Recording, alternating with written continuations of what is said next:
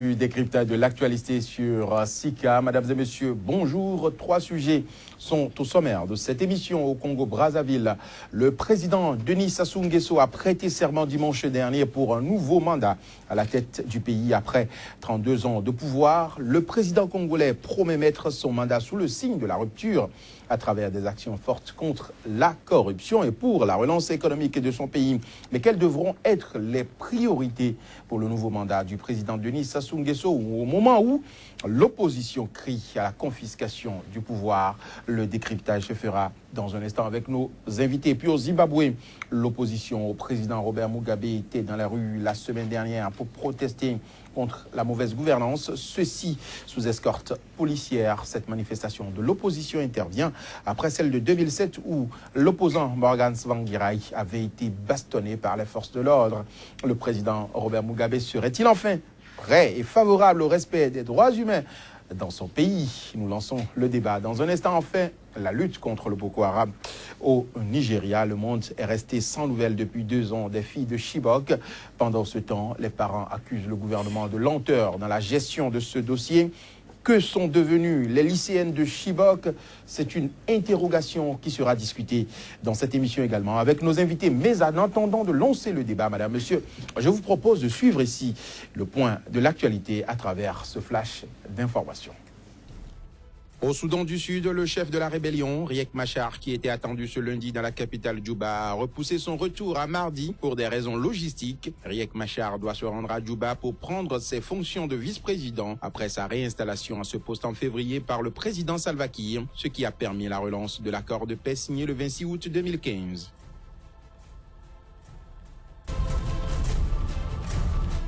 En Afrique du Sud, la justice a décidé de reporter du 13 au 17 juin la procédure visant à définir la peine du champion paralympique Oscar Pistorius, reconnu coupable en appel du meurtre de sa compagne en 2013. Les débats se tiendront jusqu'au 17 juin, a déclaré le juge lors d'une brève audience à la haute cour à Pretoria, en présence d'Oscar Pistorius, actuellement en liberté surveillée.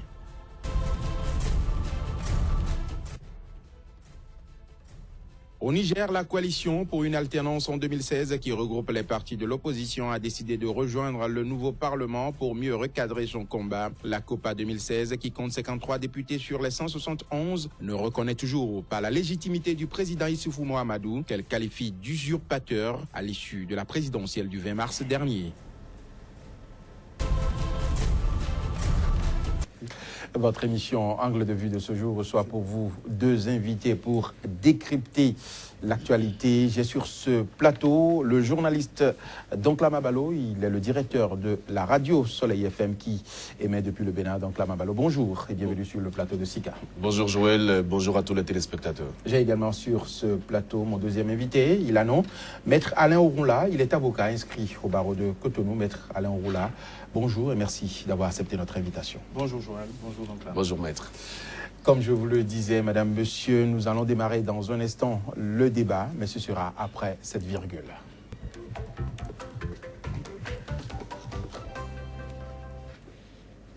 Notre premier sujet de ce jour porte sur le Congo-Brazzaville, où le président Denis Sassou Nguesso a prêté serment dimanche dernier pour un nouveau mandat à la tête du pays depuis 32 ans. Ce dernier a mis son nouveau mandat sous le signe de la rupture, la lutte contre la corruption et la relance économique. Maître Alain Ouroula, à votre avis, ce sont de vains slogans où on peut dire enfin nous aurons le renouveau démocratique et économique du moins au Congo? Très raisonnablement, au-delà de la contestation qui entoure l'élection du président Sassou Nguesso, de l'illégitimité de son maintien au pouvoir, le signe sous lequel le président Sassou Nguesso voudrait placer ce 10e mandat ne peut être qu'un vain slogan. J'ai cru comprendre que le président Sassou Nguesso voudrait, après 32 ans à la tête de cet État, en vain et sans aucun résultat tangible. Non, vous n'allez pas dire sans aucun résultat tangible. On a le Congo qui a atteint quand même un niveau de développement raisonnable grâce aux ressources du sous-sol. Un niveau tellement raisonnable que ce n'est qu'après 32 ans que le président croit pouvoir placer son mandat sous le signe de la relance économique. Non, c'est normal. Ce qui suppose après tout ce qui a été fait, il faut maintenant une rupture. Je pense que il faut une nouvelle manière de voir. Quand on est au pouvoir, l'une des priorités, quand on n'est pas en crise, c'est la relance de l'économie. Donc, après 32 ans, Dieu merci, le président Sassou Nguesso découvre qu'il y a tout au moins un déficit dans sa politique économique. Déficit malgré les ressources dont regorge ce pays qui est classé 4e ou 7e producteur de l'or noir en Afrique subsaharienne. Relance économique à un moment où le prix des hydrocarbures est en baisse. Je crois que c'est un énième slogan pour justifier un énième mandat, alors qu'il y a autre chose à faire au Congo-Brazzaville, c'est de quitter le pouvoir, c'est de promouvoir l'alternance, de pacifier les contestations qui sont en train de déraper. Pourquoi vous voulez qu'il quitte le pouvoir s'il a été élu démocratiquement? Mais nous savons le tour de passe-passe qui a été fait pour qu'il soit maintenu. Qu'est-ce qui a été fait, dites-nous? Les conditions dans lesquelles le scrutin s'est déroulé en disent déjà long. SMS coupé, télécommunications coupées, traficotage de la Constitution pour rallonger la possibilité de ce 10e mandat, contestation plus ou moins du bout des lèvres par la communauté internationale qui trouve son compte. Tout le monde sait que le maintien du président Sassou Nguesso est tout sauf démocratique, tout sauf républicain. A eu une validation de la communauté internationale. Aujourd'hui, les dés sont pipés, les jeux sont faits, la chose est consommée, sauf à faire face à cette virulente contestation qui est en train de prendre des allures de lutte armée. Et je voudrais vous rappeler que sur ce plateau, j'ai également eu l'occasion déjà de dire que l'alternance dans les Congos, que ce soit Brazzaville ou Kinshasa, ont toujours été faites à la suite de bains de sang, de lutte armée, comme en témoigne l'avènement du président Sassou Nguesso lui-même à la tête de ce Congo-Brazzaville. Donc là, Mabalo, alors, le président Sassou Nguesso promet mettre son mandat sous le signe de la rupture. Il parle de la lutte contre la corruption, de l'emploi pour les jeunes, la relance économique. Selon vous, est-ce qu'on peut espérer enfin le renouveau économique au Congo ou bien ce sont des slogans? Je ne vais pas être aussi radical que Maître Alain Ronla. Je ne vais pas être autant radical parce qu'il s'agit d'un président élu, même si nous savons les conditions dans lesquelles il a été élu. Et donc, le président a prêté serment devant la Cour constitutionnelle. Ça veut dire qu'il est le président légitime et légal du Congo démocratique. Alors, quand je le dis comme ça, c'est pour dire simplement que on ne peut pas refuser à un président élu de tenir un discours. Il s'agit là d'un discours qui constate que le Congo est dans une situation délétère, un discours qui constate simplement que le Congo a besoin d'amorcer un développement, même si c'est après 32 ans de gestion, un discours qui constate simplement qu'il faut enseigner à la jeunesse les valeurs de probité, les valeurs de patriotisme et tout le reste. Le président l'a dit clairement. C'est un discours d'investiture et le discours d'investiture ne vaut que ce qu'il vaut réellement pour moi. Donc vous pensez que mais à partir de là, de vaines promesses. Non, vous savez, on parle de rupture. Alors, j'ai l'impression qu'on a triché sur un pays africain, parce que quand on parle de rupture, c'est bien sûr une nouvelle forme de gouvernance. C'est une alternance carrément. Exactement. Il faut une autre personne à la tête. Peut-être qu'il y aura une rupture dans la continuité. Voilà. Peut-être que je ne sais pas, parce que je sais simplement qu'au Congo démocratique ici, il s'agit de continuité. Maintenant, si le président Denis Sassou Nguesso parle de rupture, sûrement qu'il parle de rupture dans les habitudes, rupture dans la gouvernance. Mais là encore, qui a gouverné jusqu'à présent? Est-ce qu'on peut avoir de rupture? Et donc, tant que les mêmes hommes sont là, ce sont les mêmes personnes qui sont aux commandes. Non, vous savez, on peut parler dans ces conditions? Moi, quand je parle de rupture souvent, ça me rappelle un débat, je parle surtout du leadership.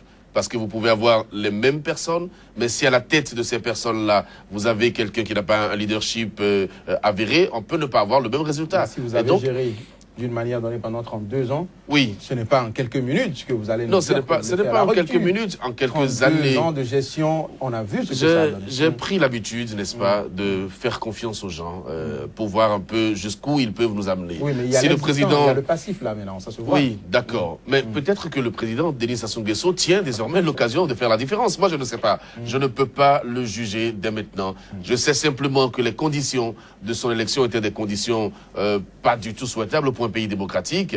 Mais maintenant, s'il parle de rupture, en même temps, je me dis, peut-être que lui-même, puisque c'est de sa gestion qu'il s'agit, donc il a dû faire le point et il a dû constater qu'il y a des pratiques. Il reconnaît qu'il y avait des choses qui ne Il reconnaît simplement de façon implicite qu'il y a eu un échec pendant 32 ans et que maintenant il parle de rupture. Alors, je ne sais pas si le peuple congolais a confiance en son président. Ça aussi, c'est une autre paire de manches. Je constate simplement que l'opposition a jeté, je dirais, le masque simplement parce que la lutte vraiment que j'attendais de l'opposition congolaise n'est pas arrivée personnellement. Et donc, le président a tenu son discours. On va le juger sur les actes. On verra très bien s'il réussira le développement économique du Congo dont il parle. Mais souffrez que je puisse vous dire que nous restons quand même un peu prudents. Et nous faisons une veille. Je parle de nous, je parle de l'Afrique. Je ne suis pas congolais, de la presse mais africaine, le président a fait son discours, on ne peut pas lui refuser de faire un discours. Maître Alain Roula, quelle rupture? Avec quels hommes? Les mêmes aux commandes? Il n'y a aucune possibilité de rupture parce que la rupture, c'est d'abord la rupture avec les hommes, c'est la rupture avec le système, c'est la rupture avec les méthodes. Alors voilà que les mêmes hommes sont là, les mêmes méthodes sont là. Du même homme, forcément des mêmes méthodes et avec les mêmes résultats, c'est-à-dire... Parce qu'il n'ira pas chercher d'autres Congolais pour diriger pendant 32 le pays. ans, les habitudes sont difficiles à changer. Moi, je pense qu'il s'agit tout simplement d'une rupture de vernis. Ce n'est même pas un discours pour convaincre, pour aller chez qui que ce soit. Il faut trouver un slogan, il faut donner un contenu à 2 heures ou 3 heures de discours dans le cadre d'une investiture et on emprunte des mots, c'est vrai. Donc là, on parlait d'un certain pays. Moi, je cite, c'est le nôtre qui a d'ailleurs déjà inspiré les États-Unis, puisque après le changement ici, nous avons eu Weekend aux États-Unis. C'est tant mieux que nous inspirions certains pays, mais il faut que l'inspiration aille et se traduise dans les actes. Le président Sassou Nguesso a déjà échoué. Se maintenir est une forfaiture, même si tout a été mis en œuvre pour que le nombre de suffrages exprimés sur sa personne soit supérieur à ceux qui ont été exprimés par rapport aux autres candidats qui n'ont pas eu les moyens. Mais le fait déjà d'avoir quadrillé le pays, de vicier le processus, rend illégitime cette élection peut être arithmétique et problématique. La relance économique avec un PIB de 4,5%, ce n'est pas après 32 ans qu'on en fait une priorité. Les hydrocarbures, qui sont les seules ressources de ce pays, dont la moitié vit sous le seuil de pauvreté, soit un peu plus de 2 millions d'habitants, je ne pense pas que c'est aujourd'hui qu'il faille tirer la sonnette d'alarme et alerter qui soi-même et changer les méthodes de corruption, la complaisance, la gabegie, le népotisme qui ont toujours caractérisé ce pays, dont on dit que le fils du président, Christelle Sassou Nguesso, pour ne pas le nommer, est en train d'être préparé pour prendre la relève. Alors, moi, je pense que ce énième mandat, c'est peut-être le tour de chauffe qui permettra de mettre sur la rampe de lancement cet héritier présomptif. On verra bien dans les jours à venir. Donc là, alors, selon vous, vous voulez compléter quelque chose? Bien sûr. En fait, moi, je me refuse de trancher. Je me refuse de trancher. Pourquoi? Parce que simplement, il y a le combat d'avant la présidentielle et il y a le combat d'après la présidentielle. Il y a un combat qui a été mené pour empêcher M. Denis Sassou Nguesso d'être élu président du Congo, mais malgré ce combat, il a été élu et il a prêté serment devant la Cour constitutionnelle. Mais certains ont estimé que la Cour constitutionnelle avait été forcée à proclamer les résultats. Mais il faut constater simplement les faits. Pendant que la Cour était entourée de militaires. Oui, mais moi, de toutes les façons, il a prêté serment, n'est-ce pas, en présence de chefs d'État africains et de délégations étrangères, même s'il n'y a pas eu des chefs d'État étrangers à cette prestation de serment. Donc pour moi, ça fait déjà de lui... Il y a eu des chefs d'État étrangers. Non, il y a eu des délégations étrangères, mais il y a eu des chefs d'État africains qui étaient là. Et donc pour moi, c'est aussi simple que ça. Je dis, ça rend légitime tout au moins le président. Maintenant, sur les promesses du président, sur sa façon de gouverner après l'investiture, on va constater, n'est-ce pas, sur pièce. C'est vrai que par le passé, avec l'expérience du passé, on peut conclure très rapidement que rien ne changera au Congo. Mais vous savez, c'est comme je dis souvent, on ne veut pas la mort du pécheur, on veut sa repentance. Si le président, à un moment donné, pense qu'il tient l'occasion de changer certaines choses, eh bien, peut-être que c'est un petit espoir pour le Congo. Je ne veux pas être complètement tranché sur cette question-là. C'est un être humain, bon, et puis, je dois vous dire que la constitution sur laquelle il va gérer le pays est une constitution remodelée. Donc, c'est une nouvelle constitution, si vous voulez, qu'on le dise comme ça. Donc, dites-moi, selon vous, quelles doivent être les priorités aujourd'hui du président Denis Sassou Nguesso? Il parle de rupture, de relance économique. Est-ce que c'est cela qui est attendu aujourd'hui? Nous avons un Congo divisé sur le plan politique. Quelles doivent être ses priorités normalement? Voilà, la priorité pour moi, c'est de réconcilier les Congolais entre eux. Parce que vous ne pouvez pas faire une relance économique, vous ne pouvez pas faire un développement si vous êtes dans un pays divisé. Et donc, vous avez constaté avec moi que le Congo actuellement est un pays profondément divisé.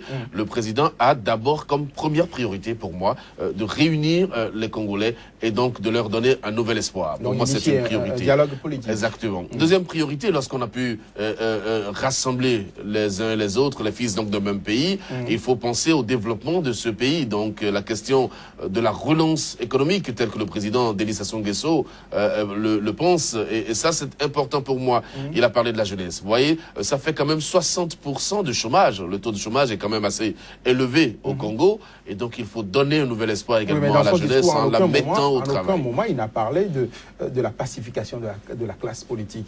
On dirait que ce n'est pas une priorité pour lui. Oui, mais quand je parle de réunification, quand je parle de réconcilier les fils congolais, non, c'est en même temps, vous savez, ce n'est pas possible pour lui, n'est-ce pas, de gérer si on ne règle pas ce préalable-là de la classe politique. C'est vrai qu'à un moment donné, l'opposition a joué le rôle qui était le sien, même si je pense encore une fois que l'opposition aurait pu faire mieux que ce qu'elle a fait là. Mais vous pensez, vous devez être d'accord avec moi qu'on ne peut pas gérer un pays sans vraiment pacifier la classe politique. Pour moi, c'est des sous-entendus. Et le président devrait savoir qu'il doit aller sur ce terrain-là. En tout cas, après 32 ans de gestion, c'est vrai, Maître Alain Rolla a raison de ne plus avoir confiance au président Denis Sassou Nguesso, mais je dis, il faut toujours lui prêter, il faut lui prêter une bonne foi, quitte à le juger sur les résultats. Maître Alain Rolla, les priorités qui doivent être celles de Denis Sassou Nguesso désormais aux commandes pour un nouveau mandat de 5 ans. Maintenant qu'il s'est opposé, et je voudrais nuancer les choses, la prestation de serment, ce n'est pas ça qui fait la légitimité. Oui, mais ça a été fait devant les chefs. Vous ne pouvez pas prêter serment si vous n'êtes pas légitime. Ceci renvoie à la notion de reconnaissance. Oui, vous pouvez très bien faire, vous pouvez très bien parvenir au pouvoir par un coup d'État et être reconnu par des nations tout à fait démocratiques. Mais vous ne prêtez pas serment. Mais vous ne prêtez pas serment si vous voulez. La prestation de serment est une cérémonie que l'on orchestre ou pas. Ce n'est pas ça qui fait la légitimité. Oui, cela vous permet de prêter serment. Ce qui fait sur la Constitution du pays. Il s'agit tout simplement de notions de droit et de droit international. Prêter serment ne fait pas de vous un légitime. Ce qui fait de vous quelqu'un de légitime, c'est les conditions de transparence dans lesquelles le scrutin se serait déroulé, c'est les gages d'alternance, et là, vous venez solenniser cette élection par la prestation de serment. S'il suffit de prêter serment pour être légitime, nous avons... Mais maître, lorsque vous le dites ainsi, il faut simplement relativiser aussi, parce que vous savez, toutes les élections ne sont pas transparentes. Même aux États-Unis, il y a eu des élections qui n'ont pas été forcément transparentes. Et donc, si vous avez été à une élection, que vous prêtez serment sur un document, notamment la Bible ou la Constitution, vous êtes un président légitime. Non, nous sommes... Je sais que vous êtes juriste. Nous sommes en Afrique, et je voudrais tout simplement relativiser les notions. Ce n'est pas parce qu'on a prêté serment qu'on est légitime. Bon, c'est tout simplement anecdotique, mais c'est important. La reconnaissance peut provenir de nations civilisées à la suite d'un putsch. C'est pas ça qui fait forcément la légitimité. Donc, c'est des notions à séparer. Donc, maintenant qu'il s'est imposé, il n'y a pas forcément à pacifier la classe politique, parce que l'animation politique, elle est faite d'opposition, de contestation, mais il y a effectivement à pacifier et à rendre plus démocratique le fonctionnement des partis et de la compétition pour aller au pouvoir. Tout ce que nous pouvons souhaiter au Congo, pas en attendant quelque chose du président Sassou Nguesso, qui a déjà fait les preuves de sa mauvaise gouvernance et de son maintien par la force, qui a des casseroles, puisqu'il y a encore ce dossier des biens mal acquis qui n'a pas encore dit son dernier mot. Oui, mais il n'est pas prouvé, il n'est pas encore prouvé qu'il soit vraiment accusé dans cette affaire-là. Bien sûr, il est visé, mais bon, il y a toutes les pressions diplomatiques mises en œuvre pour taire cette affaire. Au-delà de ces contestations, de ces incidents qui ne font pas de vous un président crédible, moi je pense que ce qui peut arriver de mieux au peuple congolais, c'est que le président Sassou Nguesso, fort de son autorité acquise après plus de 32 ans de maintien au pouvoir, d'ouvrir le jeu politique. Peut-être que c'est ce qu'il veut faire, mais il n'a qu'à le dire, tout au moins, mais parler de relance économique. Alors, vous pensez qu'on peut avoir la paix et la tranquillité au Congo pendant que l'opposition se retrouve oppressée? Je souhaite qu'il y ait la paix, Mais comme là encore, c'est l'histoire. Le président Sassou Nguesso n'est pas venu au pouvoir démocratiquement. Ça a été par les armes, donc il ne partira probablement que par ce mécanisme. Et je crois que c'est ce que les uns et les autres sont en train de comprendre, puisque la contestation aujourd'hui... Oui, mais aujourd'hui, il y a des bombardements. Oui, mais si quelqu'un se permet d'utiliser les armes au Congo, il ne sera pas reconnu sur le plan international. Actes. La communauté internationale va le faire partie. Ça, c'est un pari que je vous recommande de ne pas prendre. Les premiers actes de gouvernance du nouveau mandat placé sous le signe de la rupture avec le peuple, c'est les bombardements dans la zone du pôle. Amnesty dit que ces bombardements se font sans discernement et que beaucoup de populations civiles, beaucoup d'infrastructures sont touchées. Mais le gouvernement annonce que c'est pour déloger les milices ninja. Bien sûr, pour déloger, mais le fait est qu'il y a des bombardements. Et que s'il y a des bombardements, vous êtes d'accord avec moi que cela fait suite au raid qui a été perpétré il y a quelques jours par des jeunes armés que l'on attribue au pasteur Ntoumi, qui a été viré de la présidence et qui va rentrer dans une opposition radicale. Je crois que si les hommes politiques congolais visitent ou revisitent leur histoire et leur passé d'il y a 32 ans tout au moins, et qu'ils n'ont pas la possibilité d'accéder au pouvoir par les voies normales, par les voies démocratiques, le risque de recourir à ces extrémités que nous ne souhaitons pas au peuple congolais, ni à aucun peuple d'ailleurs, ces risques deviennent de plus en plus criants et avérés. Moi, je veux dire une chose. Hein. Pour moi, l'histoire s'écrit chaque jour, maître. L'histoire s'écrit chaque jour et l'expérience de chacun est sa vérité. C'est vrai que le président Denis Sassou Nguesso, à l'époque, était venu au pouvoir par les armes. Vous faites bien de le rappeler. Mais aujourd'hui, même si c'est un simulacre de démocratie, il est venu par une élection. Et donc, déjà, il y a une divergence par rapport aux voies d'accès au pouvoir. Et ce n'est pas donc une science exacte que de dire que parce que le président Denis Sassou Nguesso était venu à l'époque par les armes au pouvoir, eh bien il repartira par les armes. Moi je suis d'accord avec votre pari, moi je vous recommande plutôt de prendre le pari, que les choses vont peut-être mieux se passer aujourd'hui. En fait, comprenez ma logique, moi... Je reste simplement dans une logique d'espoir pour le peuple congolais. Parce que c'est un peuple qui a souffert le martyre, que vous connaissez très bien. C'est un peuple qui a souffert de beaucoup de maux dont tu as parlé, Maître Ronla. Il le parle mieux, il le dit, enfin, il parle de cela mieux que moi, de toutes les façons. Et donc, je ne souhaite pas que cela puisse aller plus loin que ça. Je voulais simplement qu'on prenne la prestation de serment de M. Sassou Nguesso comme étant un nouvel espoir pour le Congo. C'est vrai que ça ne va pas être facile, parce que nous sommes dans un pays où les armes circulent encore, on n'a pas réussi le désarmement, nous sommes dans un pays où il y a encore des milices, mais on peut toujours gérer la situation. Maître, je pense qu'il vaut mieux qu'on aille dans ce sens. Merci, donc Lamin Balo, merci Maître Alain Roula, Madame, Monsieur, c'est tout pour notre premier débat de ce jour. Notre deuxième sujet du jour porte sur le Zimbabwe, où l'opposition au président Robert Mugabe était dans les rues la semaine dernière pour protester contre la mauvaise gouvernance, ceci sous escorte policière. Cette manifestation de l'opposition intervient après celle de 2007 où l'opposant Morgan Tsvangirai avait été bastonné par les forces de l'ordre. Le président Robert Mugabe serait-il enfin favorable au respect des droits humains dans son pays? Nous lançons le débat après cette virgule.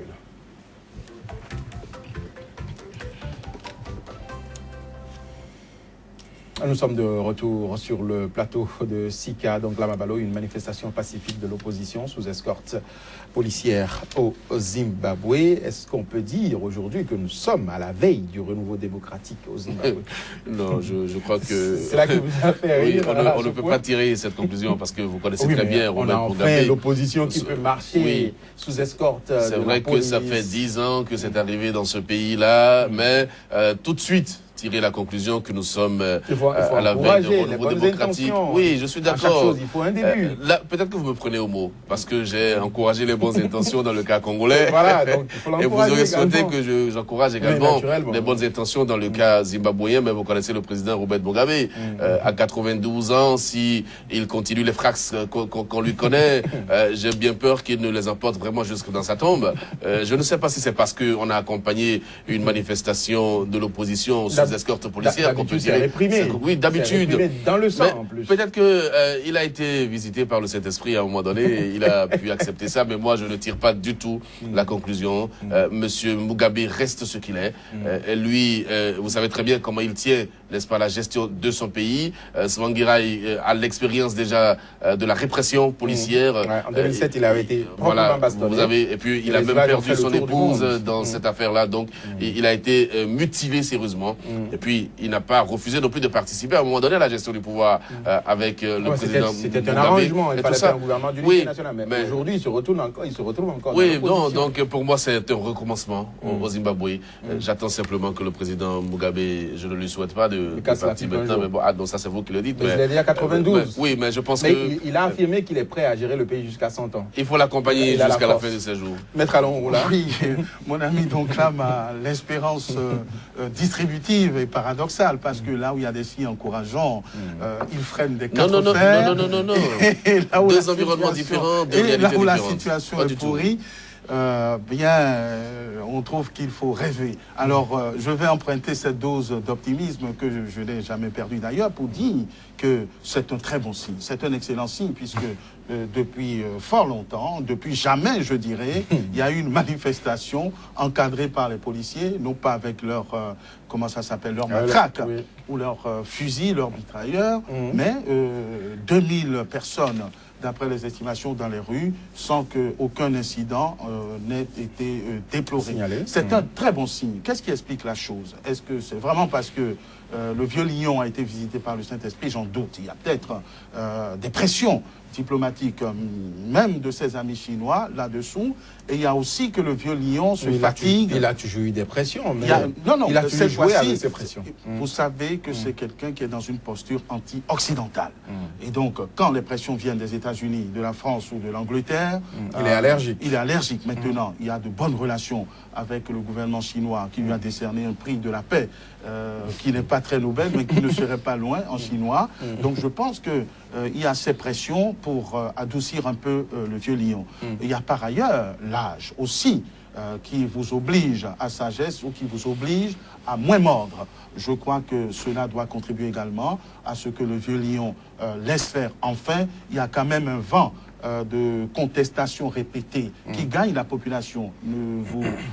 Je voudrais vous rappeler qu'il y a déjà eu la création d'un parti, celui de Mujuru, qui est la vice-présidente, l'ex-vice-présidente du Zimbabwe, sans qu'il ne se soit rien passé, qu'il y a des contestations qui gagnent de plus en plus les populations, y compris les policiers qui réprimaient sans discernement. Donc vous voulez dire que Mugabe n'avait pas d'autre choix que d'accepter? Je crois que les circonstances sont en train de s'apprêter pour que la guerre de succession qui est ouverte déjà depuis que, grâce Mugabe est en train de prendre les rênes du pouvoir, que cette guerre de succession s'annonce et va probablement se dérouler dans des conditions violentes. Parlons justement de cette guerre de succession. Comment vous voyez-vous la succession du président Mugabe? Est-ce qu'il va quitter démocratiquement le pouvoir ou il va essayer de positionner sa femme?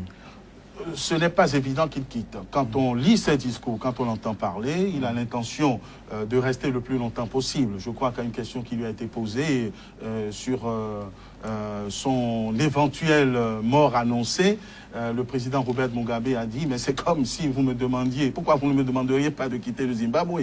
Donc je crois qu'il se croit éternel et que la succession va s'organiser malgré lui, avec son homme de confiance qui est sa femme, Grace Mugabe, son homme de confiance. que l'on décrit comme, sa femme de confiance, que l'on décrit comme une véritable intrigante. Mais je pense que c'est une boîte qui va s'ouvrir parce que il y a des contestations de plus en plus sérieuses. Il y a celle de l'opposant presque historique Morgan Tsvangirai.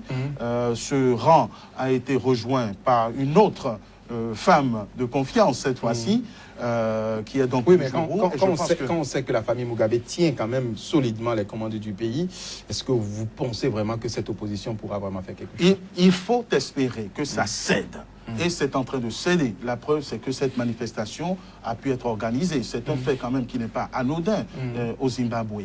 Et chacun de ces chefs historiques plus ou moins récents à ses partisans, des partisans qui viennent de la ZANU-PF, pour la plupart, puisque tout le monde était quasiment ensemble au départ. Donc, je crois que c'est un bon vent qui est en train de souffler sur le pays Zimbabwe ex-Rhodésie, et il faut espérer effectivement que les derniers bastions cèdent. De toute façon, Robert Mugabe n'est pas éternel. Les jours à venir nous le dirons. Donc, Lamin Balo, vous Oui. voyez comment la succession de Robert Mugabe? Avant de répondre à votre question, je tiens à dire ceci. Je tiens à dire simplement que comparaison n'est pas raison du tout. Nous sommes dans deux environnements différents, avec deux réalités différentes. Donc, ma position sur le Congo peut ne pas être forcément la même que sur le Zimbabwe. Parce que là, et c'est important pour moi, nous sommes au Congo, là, dans un espoir démocratique qui vient de naître avec l'élection du président Sassou Nguesso, alors qu'au Zimbabwe, nous ne sommes pas du tout en démocratie.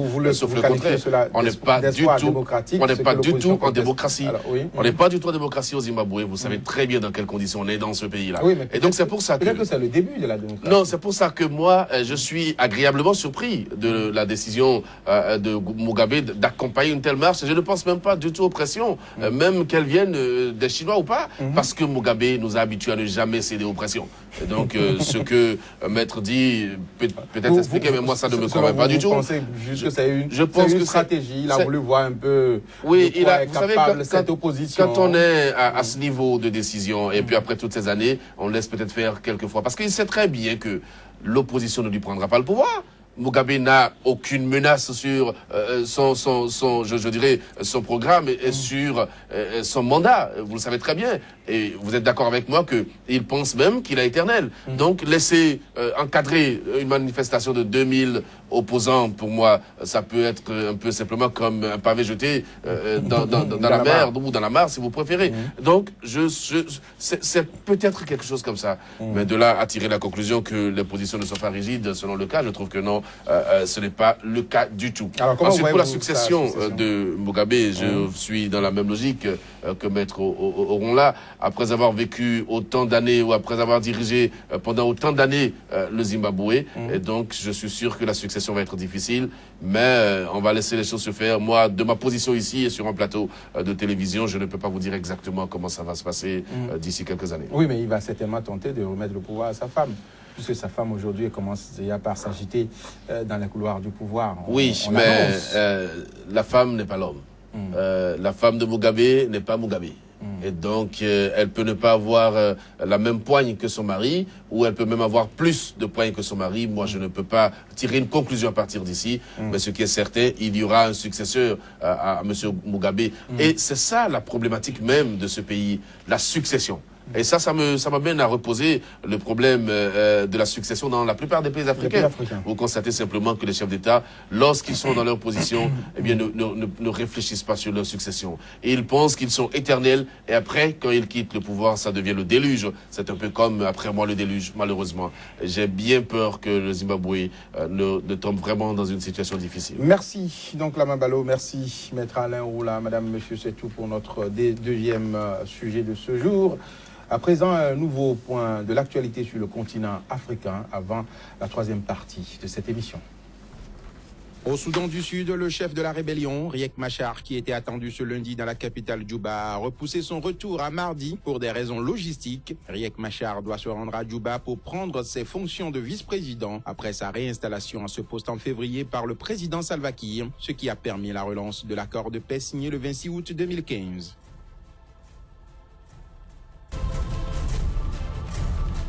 En Afrique du Sud, la justice a décidé de reporter du 13 au 17 juin la procédure visant à définir la peine du champion paralympique Oscar Pistorius, reconnu coupable en appel du meurtre de sa compagne en 2013. Les débats se tiendront jusqu'au 17 juin, a déclaré le juge lors d'une brève audience à la Haute Cour à Pretoria, en présence d'Oscar Pistorius, actuellement en liberté surveillée.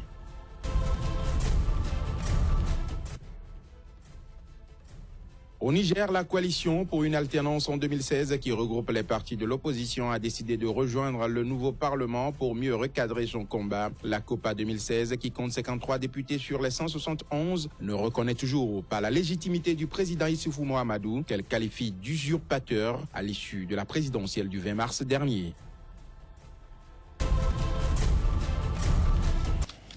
Le débat se poursuit sur Sika. À présent, notre troisième sujet de ce jour porte sur la lutte contre Boko Haram au Nigeria qui se poursuit. Le monde est resté sans nouvelles depuis 2 ans des filles de Chibok. Pendant ce temps, les parents accusent le gouvernement nigérian de lenteur dans la gestion de ce dossier. Que sont devenues les lycéennes de Chibok? Nous lançons le débat après cette virgule.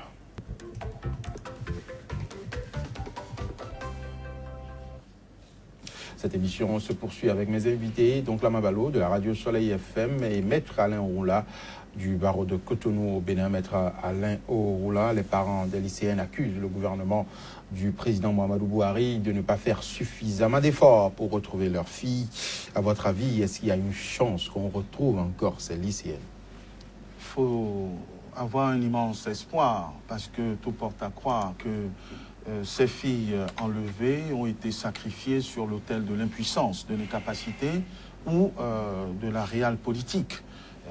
Rappelez-vous que dès le rapt, on avait conclu à des légèretés au niveau de la hiérarchie militaire, puisque le jour où les enfants ont été enlevés, il n'y avait que 17 personnes, 17 militaires dans la localité, alors que des signaux avaient été donnés des préparatifs de cet enlèvement, que rien en réalité n'a été fait de manière efficace pour que ces jeunes filles soient retrouvées, que des informations circulaient sur la possibilité qu'on les ait vendues sur des marchés qui au Tchad, qui au Cameroun, et qu'aucune des informations recueillies par les États-Unis, la Grande-Bretagne et la plupart des pays occidentaux qui se sont mis à disposition et qui ont mis à contribution leurs services de renseignement n'aient permis de localiser où pourraient se trouver ces filles et l'ensemble des personnes enlevées par Boko Haram. La deuxième observation qui amène à nuancer, effectivement, ce ne sont pas les seules victimes, malheureusement. Boko Haram a frappé, a continué de frapper. On ne parle pas de ceux qui sont déjà morts et que Boko Haram continue ses exactions. Je crois que, outre les complicités et blâmables, évidemment, et les insuffisances qui ont été révélées sous l'administration du président Goodluck Jonathan, je crois que le président Buhari a peut-être sous-estimé l'ampleur de la difficulté et c'est cela qui explique probablement que l'on ne soit pas parvenu à des résultats convaincants, rassurants pour les parents. Mais je doute très fort que le président Buhari choisisse délibérément de négliger cette lutte qu'il a voulu implacable contre Boko Haram. Oui, il lutte certes, mais là il s'agit de plus de 250 filles.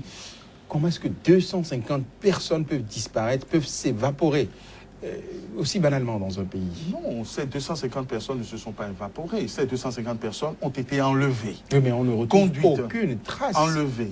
Conduites dans des... Si, il y a eu des expéditions dans certaines forêts refuges de Boko Haram. On a réussi à en déloger une cinquantaine. Certaines personnes se sont échappées. Mais la chose est difficile à maîtriser puisqu'il y a probablement eu des séparations. Hein. Tout le monde n'est pas regroupé sous le même camp. Il y a eu des filles qui auraient été vendues d'après les vidéos de propagande de Cheka où il y a beaucoup de gens qui seraient vendus, qui auraient été mariés au Tchad, au Cameroun, d'après les informations qui ont été compliquées par les démentis de ces autorités. Donc si les 200 ne sont plus ensemble, si elles ont été malheureusement violées, peut-être exécutées, c'est difficile de les retrouver, de les localiser et de les retrouver. Donc là, à votre avis, est-ce qu'il y a une chance qu'on retrouve ces lycéens? Bien. Moi, je suis heureux de faire l'apologie de l'espoir. J'ai été rejoint sur ce dernier sujet par Maître Ronla et il est important d'espérer de toutes les façons. Vous savez que oui, ça fait 2 ans, mais il y a eu quelques vidéos qui ont été publiées avec des voix qui ont été reconnues par certaines familles. Et donc, même si on ne peut pas retrouver toutes les filles en l'état, il est important d'en retrouver quelques-unes pour le succès de la lutte contre Boko Haram. Moi, j'ai appris à avoir confiance au président Buhari. Pourquoi? Parce que quand je vois sa façon de fonctionner par rapport à ce dossier, il y a une différence nette entre son administration et l'administration Goodluck Jonathan. Peut-être que à un certain niveau, il y a eu des complicités dans l'ancien régime. Des gens en parlent. sans en donner réellement des preuves, mais je constate simplement que le président Buhari mène une lutte implacable contre Boko Haram. Et donc, quand je parle d'espoir, c'est parce que, comme Maître l'a expliqué, il y a possibilité de retrouver quelques-unes. Moi, je me demande si ces filles ne sont pas devenues des esclaves sexuels ou des bombes humaines. Peut-être que Boko Haram en est arrivé à utiliser quelques-unes dans les différentes explosions qu'on a ça et là. Peut-être aussi qu'on a dû marier certaines d'entre elles qui aujourd'hui ne sont plus de jeunes filles vulnérables, mais des femmes au foyer et qui sont peut-être pas très épanouies et tout le reste. En tout cas, quand on fait dans ces conditions, la chance de la retrouver est très mince alors. Oui, mais il y a quand même une petite chance de retrouver quelques-unes. En fait, il n'est pas possible de dire aujourd'hui qu'on va retrouver toutes les 200 et quelques filles en une fois. Ce n'est pas possible. Mais il faut maintenir les familles dans l'espoir de retrouver un jour les leurs. Alors, à votre avis, qu'est-ce qu'il faut faire pour les retrouver? Ça, c'est une grosse question. Il faut les chercher et les retrouver, simplement. Mais, oui, parce qu'avec tous les moyens qui ont été déployés, la télédétection, l'appui des Américains, des Français, toutes les puissances. Alors, si vous voulez, mon avis, Aboubacar Shekau jusqu'ici. Ma conviction, c'est que Monsieur Aboubacar Shekau est affaibli. Je fais foi. Mais il continue pas à frapper. Oui, je fais foi à la vidéo que j'avais vue entre-temps qui le montrait en position de faiblesse avancée. Mais il a encore annoncé tout récemment qu'il demeure le chef de Boko Haram. Il l'a dit, mais j'ai l'impression qu'il est affaibli. En tout cas, pour moi, c'est qu'il est affaibli par rapport à l'administration Goodluck Jonathan, qui n'arrivait pas vraiment à avoir une mainmise sur Boko Haram. Le général Buhari, puisque il a fait la promesse, j'ai l'impression qu'il essaye quand même de faire bouger la ligne. Pour moi, c'est important. Maintenant, même si Aboubacar Shekau venait à être tué, ça ne veut pas dire que Boko Haram s'est terminé. Vous savez très bien comment ça se passe. Bien sûr, la succession. Exactement, ça arrive très vite. Non, sur des questions de ce genre, il faut une réponse internationale. Le Nigeria seul ne peut vraiment pas donner de réponse réelle à la question du terrorisme. Maître Alain Ouroula, que faire pour retrouver ces filles? Là où les puissances ont échoué, là où leurs méthodes de négociation, de menaces ont été jugées par des hommes de l'art contre-productives, c'est difficile pour le profane, quand bien même je serais observateur averti, d'avancer quelque argument que ce soit. Mais tout ce que je peux souffler à ceux qui nous entendent, il est temps que les gouvernants mettent tout en œuvre, y compris une expédition armée, parce que Boko Haram n'est pas plus armé que le Nigeria. Vous pensez que ce n'est pas déjà fait? Boko Haram, il y a eu des expéditions dans les forêts, où se cachent les membres de Boko Haram. Je pense qu'une détermination sans faille de l'administration nigériane. Avec les risques de mort, il y aura beaucoup de pertes dans le rang. C'est les risques que l'on calcule. Malheureusement, c'est ça le problème. On se dit, bon voilà, il y a 270 filles, selon les estimations, qui ont été enlevées. On les compte plutôt en perte et profit, plutôt que de rajouter d'autres vies humaines à la chose. Boko Haram continue de frapper parce que sur l'échelle de l'intensité, sans vouloir heurter qui que ce soit, il y a eu plus de morts après ces filles qui ont été enlevées. Donc c'est plus facile dans un schéma tactique de considérer qu'il ne faut pas prendre de risque d'ajouter des pertes humaines à celles qui sont déjà considérées comme définitivement acquises. Et c'est ça qui me permet de rêver et d'espérer qu'on mène une lutte implacable, quel que soit le prix à payer, pour en finir avec Boko Haram, qui, comme toutes les nébuleuses, ne va pas céder aux pressions internationales. Au contraire, ne va pas céder à l'appât des négociations. Au contraire, seule une lutte armée sans fin permettra de nous débarrasser de ce... Alors aujourd'hui, on parle de Boko Haram comme un ennemi invisible. Alors où est-ce qu'on va lancer l'assaut? On ne les voit pas, ils sont cachés parmi la population. On a retrouvé, ils viennent, ils frappent, ils disparaissent. C'est vrai que ce n'est pas le fait du Nigeria, mais on a retrouvé Ben Laden après plusieurs années de recherche et de traque. Aujourd'hui, plus personne ne peut se cacher longtemps quelque part sans être repéré. Je suis persuadé qu'avec les moyens et les appuis, c'est vrai, modérés, qui ont été apportés au Nigeria, si on lance, je ne suis pas militaire, une vraie offensive, on réussira à débusquer cette nébuleuse aussi nébuleuse. C'est ce que je viens de vous expliquer. N'en riez pas. Écoutez l'ensemble de ce que je dis. Quand on est chef de stratégie, on se dit il y a 270 qui sont déjà enlevés. Si nous nous engageons dans cette guerre, on risque de perdre 50, 100 soldats et un soldat, une vie qui passe, c'est une vie de trop. Donc on fait ces calculs et ces schémas. Mais ne me dites pas que Boko Haram peut vaincre l'armée nigériane. C'est impossible. Donc, le reste, c'est une question de détermination. Non, moi, ça va au-delà de l'armée nigériane. Ça, c'est clair. Maître, je ne sais pas si vous êtes Boko Haram, vous, parce que personne ne peut savoir qui est Boko Haram. C'est ça le problème. C'est une guerre idéologique. À trouver 276 personnes ou davantage qui sont sur un territoire qui sont armés. On le fait aujourd'hui, c'est courant. Oui, non, mais quand vous dites 276 personnes, peut-être que ça a évolué entre-temps. Parce qu'il s'agit réellement de recrutement que les gens font régulièrement. Et donc, limiter la lutte contre Boko Haram à l'armée nigériane, je pense que ce schéma n'est pas du tout...